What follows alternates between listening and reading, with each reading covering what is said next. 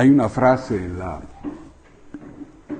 en la carta a los Hebreos que dice: es imposible agradar a Dios sin fe. Es imposible agradar a Dios sin la fe. Bien, ¿fe en qué? Y fe en lo que Dios nos ha revelado, que es lo necesario acreditar para salvar a nuestra alma. Bien. ¿Y cómo es que recibimos esta fe? Primero es que Dios nos manda a su propio Hijo y nos da esta doctrina para la cual nos debemos acreditar en esa doctrina y así poder salvar nuestra alma. Ok. Pero, ¿cómo Dios va a hacer para que la doctrina que Jesucristo me enseña, dure a través de los séculos? Porque, en fin, es normal o es habitual que estas cosas, esa doctrina, se pueda desdibujar, se pueda alterar, incluso corromperse, etc. Entonces, ¿qué es lo que tiene que hacer Dios para que esa doctrina, a través de los séculos, se mantenga pura, incólume? Y Dios hizo una cosa maravillosa. Dios dejó al sumo pontífice, al Papa, para que custodie esa doctrina. Bien. Este mes que pasó, del mes de enero, estuve estudiando este tema y tengo que reconocer que he cometido un error. ¿Cuál error?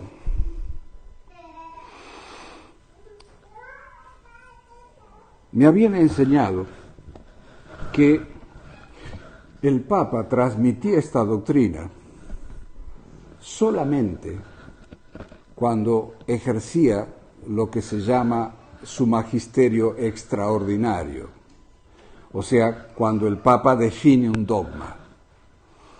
Por ejemplo, el dogma de la infalibilidad papal en el Concilio Vaticano I, el dogma de la Inmaculada Concepción, el año 1584, el Papa Pío XII, cuando declara la asunción en cuerpo y alma a los cielos de la Santísima Virgen. En esas circunstancias, el Papa fala ex cátedra, que se llama, y ahí no puede equivocarse. Bien. Pero resulta que empiezo a estudiar, me dan unas dicas de acá, de aquí, de allá, leo el derecho canónico, estudio el Concilio Vaticano el primero, y me doy cuenta de una asnera que he cometido. Y por eso me estoy a retractar.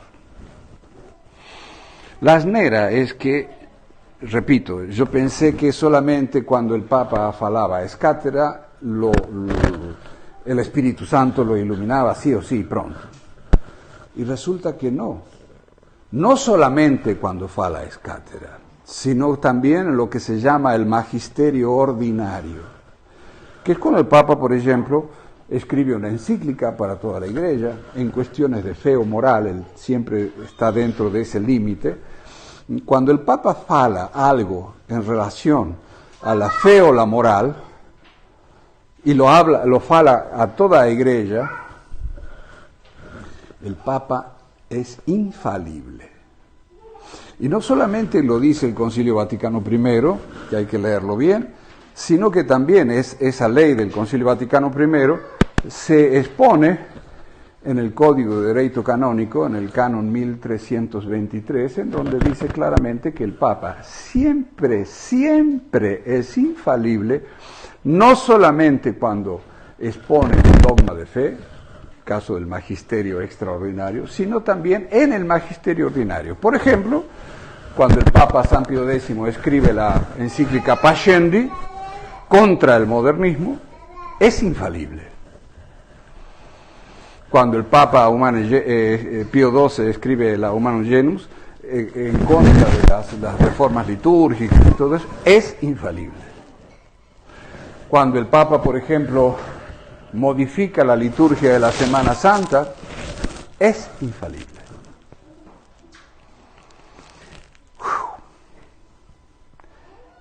Y yo reconozco que muchas veces enseñé la asnera de decir, no, el Papa solamente es infalible cuando fa la cátedra. Entonces estoy a reparar esa asnera.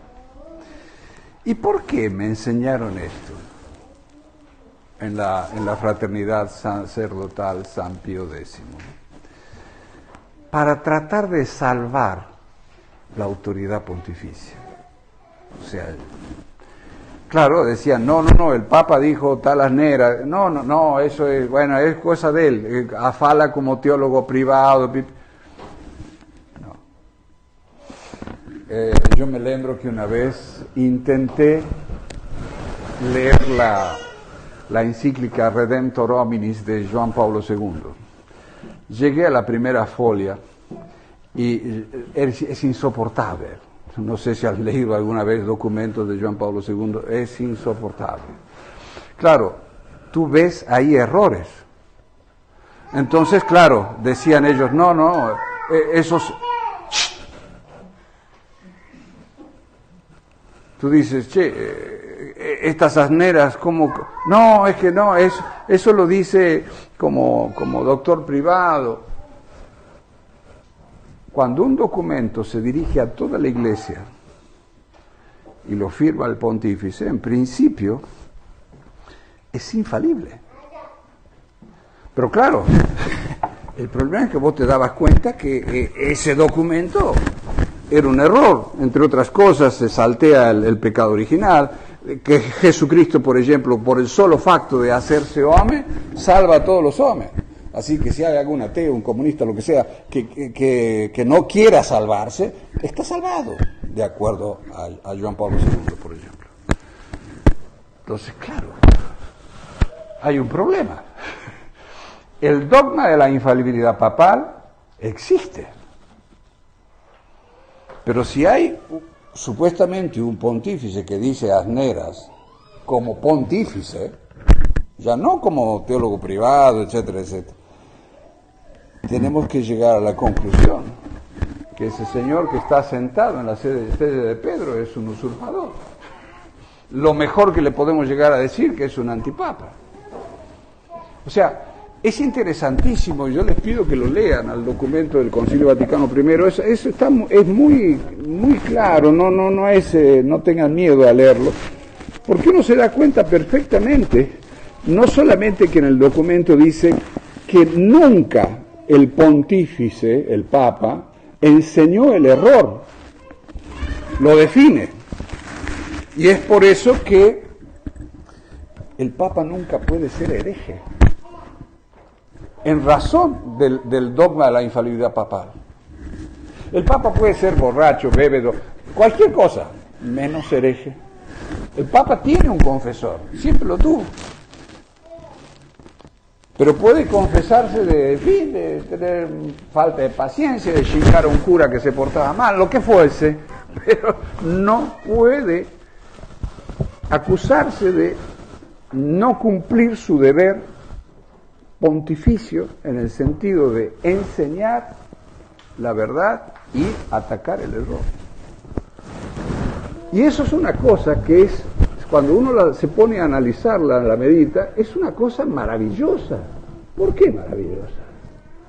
Porque nosotros, siguiendo a Pedro y a la doctrina y al magisterio de la Iglesia, nunca nos podemos equivocar, podemos cometer también miles de pecados, pero si nosotros guardamos esa fe que ha sido transmitida durante años, durante siglos, si nos ceñimos a esa doctrina, tranquilo, estamos en la verdad. Y tiene toda su relación. Fíjense, nosotros rezamos en el credo que decimos, creo en una, no múltiples, una santa católica iglesia. La unidad de la fe. Nosotros creemos lo mismo que un San Ambrosio, que un San Agustín, que un San Pío X, que un San Pío V, todo lo mismo. Y santa. La doctrina de la iglesia es santa y por tanto la doctrina de la iglesia es santa, la santidad implica la ausencia absoluta de error.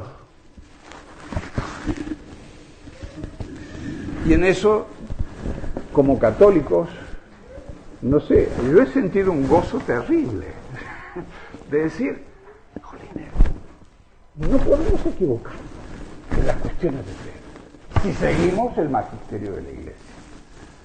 Y a los pontífices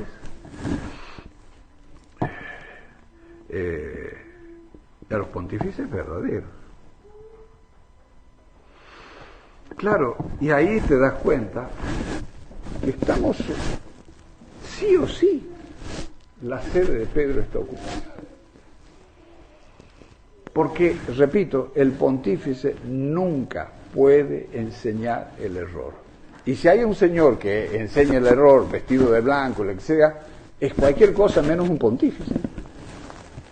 Porque si yo digo, no, por narices, ese señor es Pedro. Señores, yo me contradigo el Concilio Vaticano I. Sí o sí. Entonces,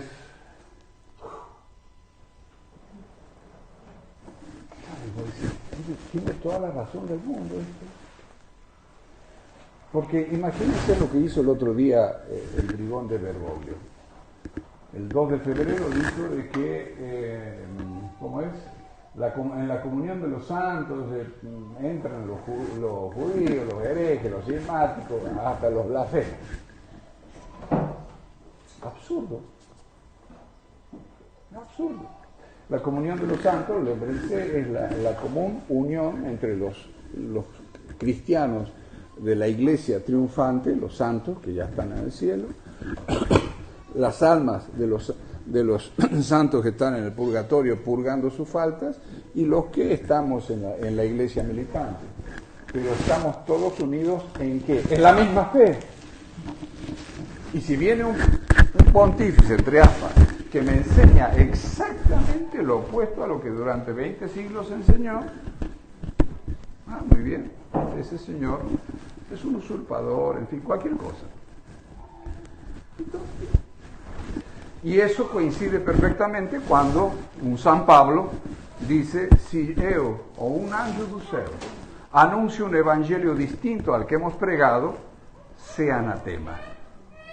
Claro, el Bergoglio ahí me está enseñando una cosa absolutamente distinta a lo que Cristo nos ha pregado y San Pablo nos ha pregado.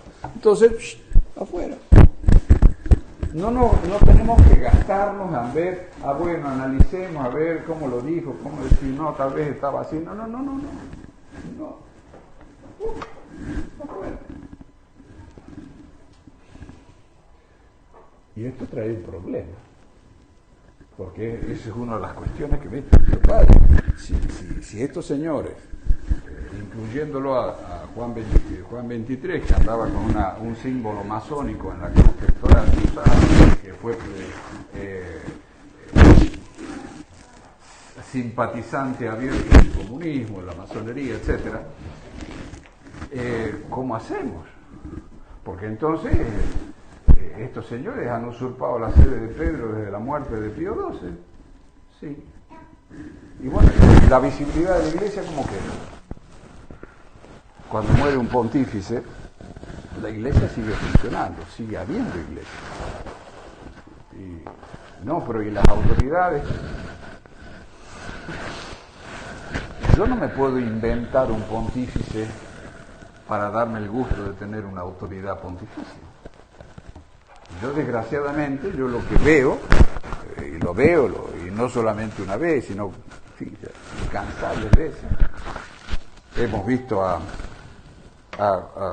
Juan 23 abrazarse con los comunistas, hemos visto a Juan 23, lean el sermón del inicio del Concilio Vaticano Vaticano II, eso es un espanto. Un espanto. El pontífice renuncia a su capacidad de enseñar la verdad. Claro, después vemos a Pablo VI sacándonos la misa y prohibiendo la misa tridentina. Después vemos a Juan Pablo II, ejemplo, ¿no? La reunión de Asís, el ecumenismo absoluto. Todos estos otros siguiendo también la misma línea, etc. Entonces, yo lo que objetivamente veo es que esos señores vestidos de blanco que estaban en la silla de Pedro, etcétera, etcétera, han enseñado el error. Si yo digo que sí o sí esos señores son pontífices, estoy contradiciendo el dogma de la infalibilidad papal. ¿Y qué pasa si Dios permite esto precisamente para probarnos en la fe? Porque esa es un poco la explicación que yo le veo. ¿Por qué Dios nos pone en esta situación? Para probarnos en la fe. Y no dice, por otra parte, San Pablo, que el anticristo no se va a manifestar hasta que no aparezca la gran apostasía. No es esta la gran apostasía. En donde desde el supuesto pontífice hasta el último gato de sacristía están enseñando el error, el ecumenismo, la libertad religiosa, toda religión vale. Estamos en ese tiempo. Entonces, ¿cuál es nuestra misión? Inventarnos un papa, hacerlo sí, no, que tiene que haber un papa. No, porque cuando el papa muere hubo situaciones en la iglesia que hasta pasaron 2 años y medio sin que elijan un papa. En esos 2 años y medio la iglesia siguió estando. ¿Por qué? Porque la iglesia la conforman todos los fieles que tienen la fe católica. Que tienen la fe católica. No sé, si en vez de 2 años y medio son 40 o 60, no sé, Dios sabrá. Pero mientras tanto yo no puedo inventarme el pontífice por narices. Y por otra parte, si yo lo dejo a estos señores así de costadito y que se arreglen ellos con Dios, etcétera, yo sigo simplemente la doctrina católica, lo que la Iglesia siempre enseñó, con la seguridad de que eso me va a salvar a mí el alma.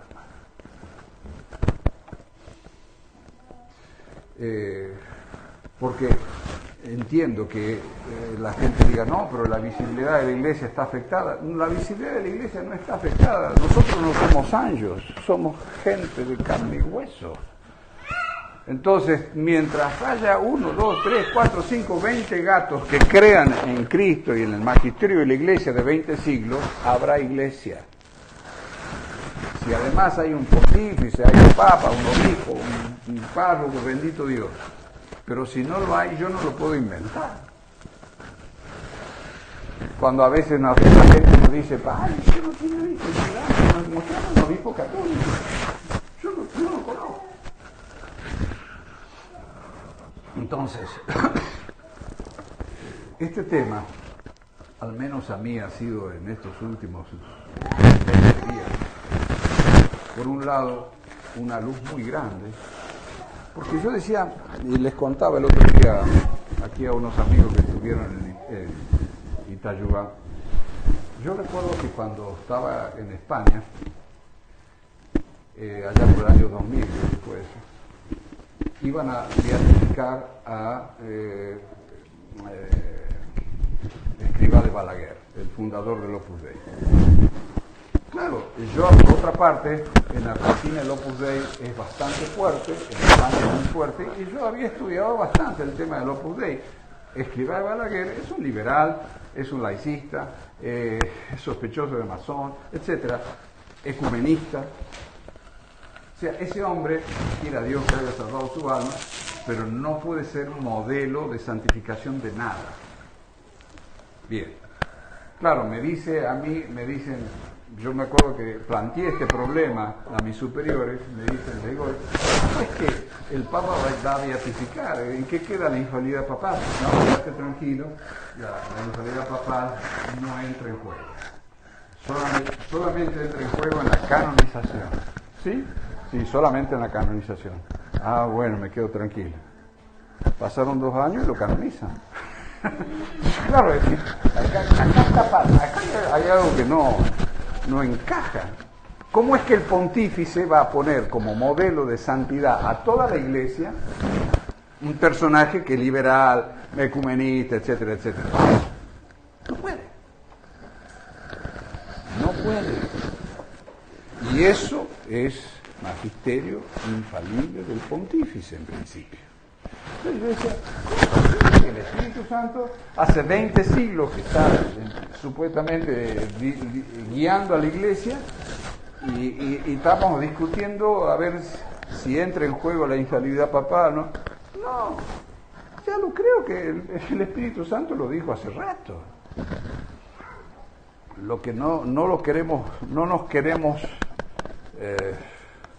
sacar las escamas de los óleos, somos no queremos ver esa dura realidad de saber de que esa gente está usurpando la silla de Pedro. Entonces, y cuando lo canonizan, yo digo, en la beatificación no entraba la canonización. Me dijeron que en la canonización sí entra la infalibilidad. Ahora que lo canonizaron, no, es que ahora los teólogos están discutiendo a ver si en la canonización entra la infalibilidad o no entra la infalibilidad. Claro. Entonces, señores, ¿cómo podemos tener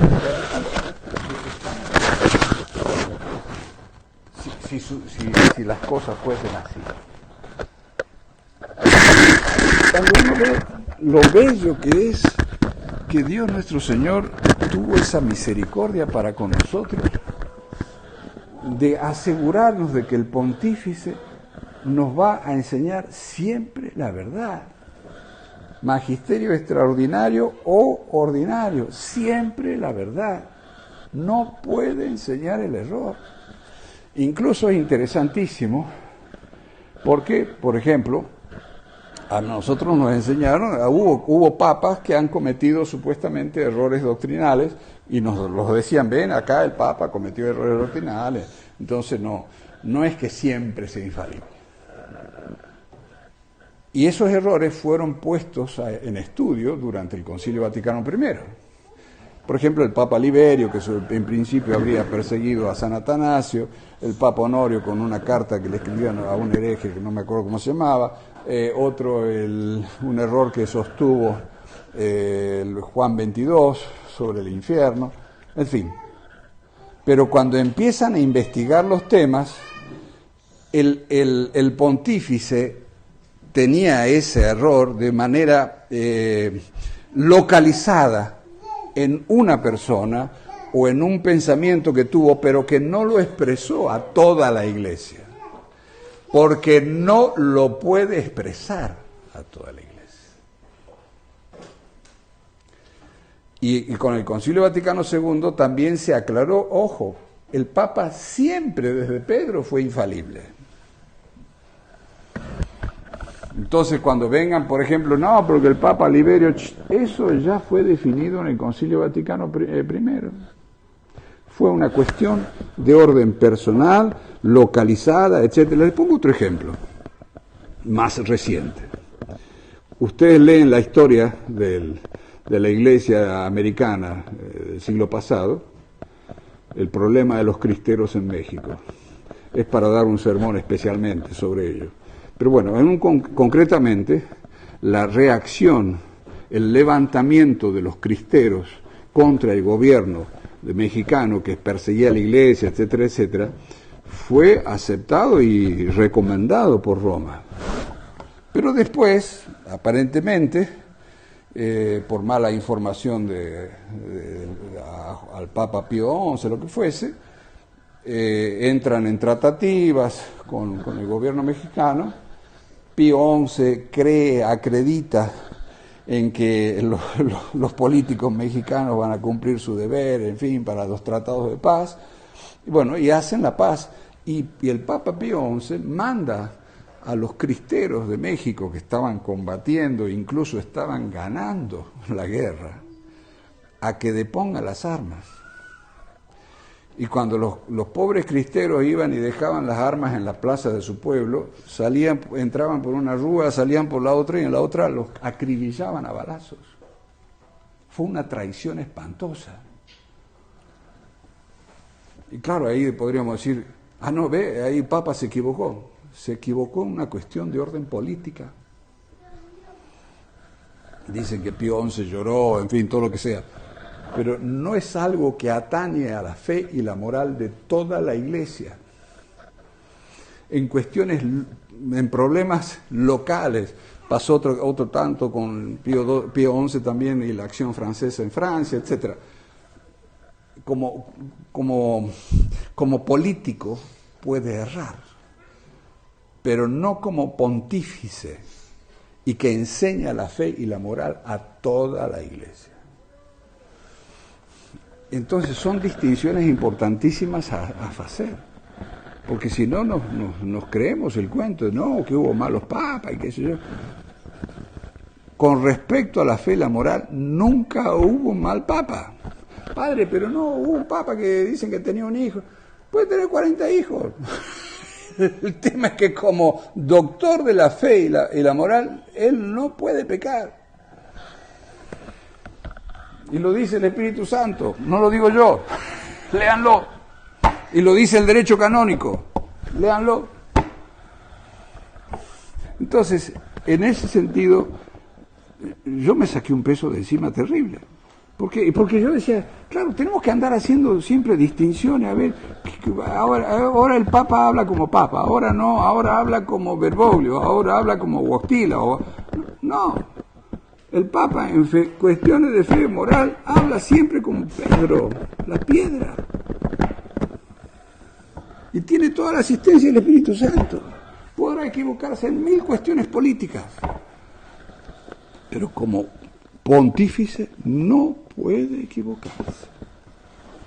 ¿Por qué? Y porque tiene la promesa de Cristo, porque se basa ese dogma de la infalibilidad papal, cuando Cristo le dice en el mar de Galilea a Pedro, yo he rezado para que tu fe no desfallezca. Sí, claro, si yo digo que Pedro se equivoca, la oración de Cristo no vale. Cristo no, en fin, le falta un poco de... No, Cristo es Dios. Y Cristo nos asegura en Pedro esa transmisión de la doctrina hasta el fin de los tiempos.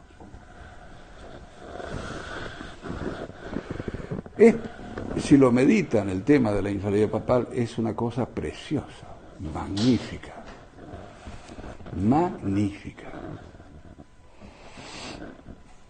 Entonces, queridos fieles, yo les pido que relean un poquito. Estamos trabajando en la edición de un libro de apologética muy bueno, un libro viejo, un libro de un cura francés de fines del siglo pasado. Y en ese tema insiste de nuevo.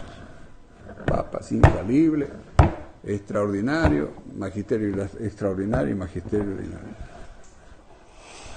Entonces hay que agarrarse de eso. Y cuando nos digan, pero ustedes no están con el Papa, ustedes desobedecen al Papa, ¿cómo que no estamos con el Papa? Estamos con 260 papas que han sido católicos. Si a estos señores que están ahí no son católicos, el problema de ellos.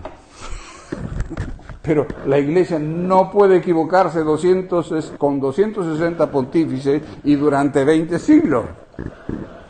Porque tiene la asistencia del Espíritu Santo, tiene el dogma de la infalibilidad papal, Clarísimo. Clarísimo. Yo me rompía la cabeza, decía, ¿cómo es posible? ¿Qué pasó con el tema volviendo al ejemplo de Escrivá de Balaguer? Si no quieren poner a Escrivá de Balaguer, le pongan a la Teresa de Calcuta. O a San Juan Pablo II. A San Juan Pablo II.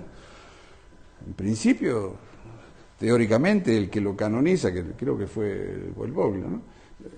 Bergoglio supuestamente tendría que...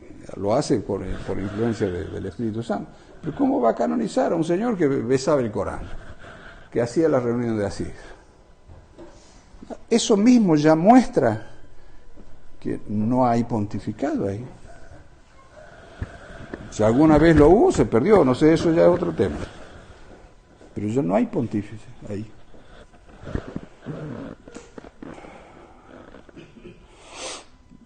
Y por otra, repito, por otro lado, la certeza de saber que siendo católicos y si adhiriendo a la iglesia de siempre, no podemos errar. Podremos tener nuestras miserias, nuestros pecados, etcétera, etcétera. Pero si somos fieles a la doctrina de los 260 papas anteriores a estos conciliaristas, somos católicos siempre. Siempre. Cosa que un modernista no lo puede decir, ojo. No lo puede decir. Bien. Hace unos días pasados, la sexta-feira pasada, fue la Virgen de Lourdes, la fiesta de Nuestra Señora de Lourdes, que es como una segunda fiesta de la Inmaculada Concepción. Les sugiero que recemos a la Santísima Virgen para que ella, que es la Inmaculada, guarde en nosotros inmaculada nuestra fe y que, guardando inmaculada nuestra fe, podamos un día gozar de ella, de nuestro Señor, por toda la eternidad. Viva Cristo Rey.